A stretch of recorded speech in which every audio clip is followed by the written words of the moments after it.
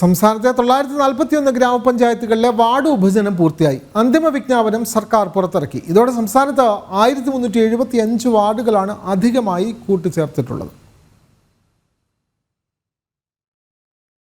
വിഭജന പ്രകാരം ഏറ്റവും അധികം വാർഡുകളുള്ളത് മലപ്പുറം ജില്ലയിലാണ്. 223 വാർഡുകളാണ് പുതിയതായി രൂപീകരിച്ചത്. ഏറ്റവും കുറവ് വാർഡുകൾ പുതിയതായി ഉണ്ടായത് വയനാട് ജില്ലയിലാണ്, 33 എണ്ണം.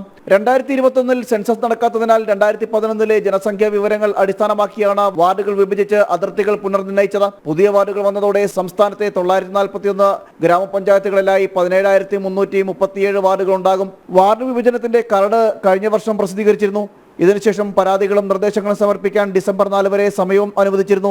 ഈ നടപടിക്രമങ്ങൾ പൂർത്തിയാക്കിയ ശേഷമാണ് വാർഡ് വിഭജനം നടപ്പിലാക്കിയത്.